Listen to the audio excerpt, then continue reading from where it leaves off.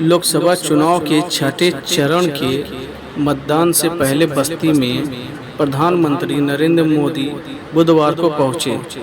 यहां पर उन्होंने जनसभा को संबोधित करते हुए विपक्षी सपा और कांग्रेस पर जमकर हमला बोला। उन्होंने कहा,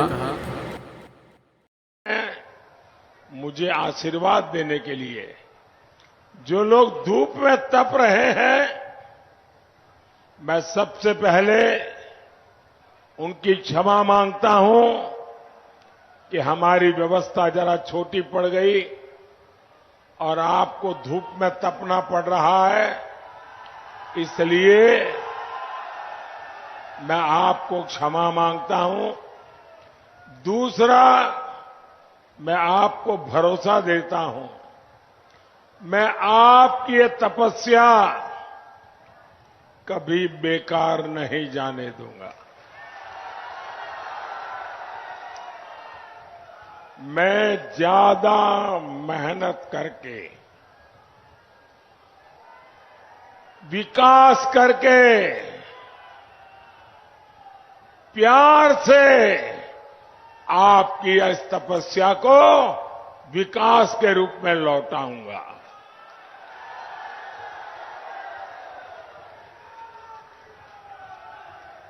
साथियों, देश में 5 चरण के चुनाव हो चुके हैं। इन 5 चरणों ने ही देश में तीसरी बार मोदी सरकार पक्की कर दी है।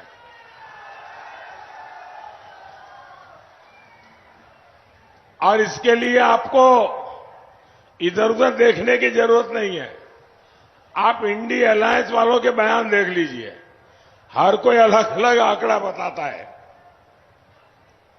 और उनके पुराने आंकड़े और उनके पुराने परिणाम देख लीजिए, तो आपको पक्का भरोसा हो जाएगा कि पूरा इंडिया अलायंस ऐसा निराशा की गर्त में डूबा है, ऐसा निराशा की गर्त में डूबा है कि अब उनको ये भी याद नहीं रहता है कि वो 2 दिन पहले क्या बोले थे, आज क्या बोल रहे हैं। ये हाल है इनका। भाइयों बहनों, आप तो समझदार लोग हैं और कभी भी अपना समय, अपनी शक्ति आप लोग व्यर्थ नहीं जाने देते, कभी भी बेकार नहीं जाने देते। और कोई भी समझदार अपनी कोई भी अमानत बर्बाद नहीं होने देना चाहते। अब आप सोचिए, सपा को मिलने वाला एक भी वोट, कांग्रेस को पड़ने वाला एक भी वोट किसी काम का है क्या? कोई काम का है क्या? निरर्थक है कि नहीं है? निरर्थक है कि नहीं है?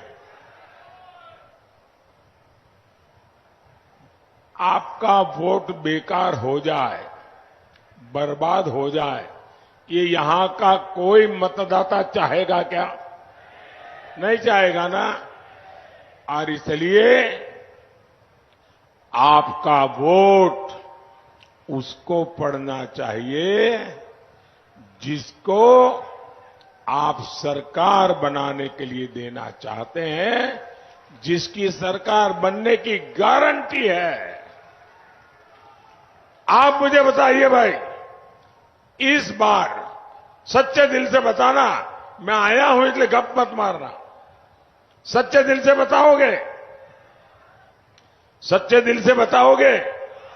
हाथ ऊपर करके बोलिए, सच्चे दिल से बताओगे? मुझे बताइए, इस चुनाव के बाद किसकी सरकार बनेगी? किसकी सरकार बनेगी? किसकी सरकार बनेगी? तो वोट बर्बाद होने देना चाहिए क्या? अच्छा, दूसरा, कभी भी पुण्य कार्य मिलता हो तो मौका गंवाना चाहिए क्या? भाई अब तो पुण्य कार्य मिलने ही वाला है, मेरा क्या जाता है, मैं तो नहीं जाऊंगा तो भी चल जाएगा, मोदी की सरकार बनना तो पक्का है।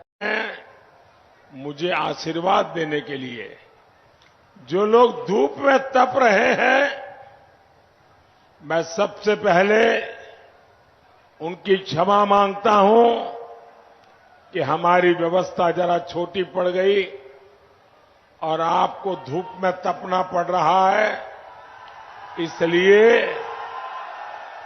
मैं आपको क्षमा मांगता हूं। दूसरा, मैं आपको भरोसा देता हूं, मैं आपकी ये तपस्या कभी बेकार नहीं जाने दूंगा। मैं ज्यादा मेहनत करके,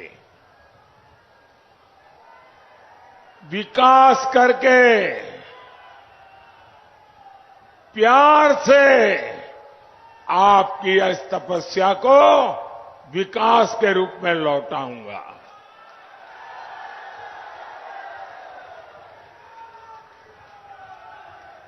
साथियों, देश में 5 चरण के चुनाव हो चुके हैं। इन 5 चरणों ने ही देश में तीसरी बार मोदी सरकार पक्की कर दी है।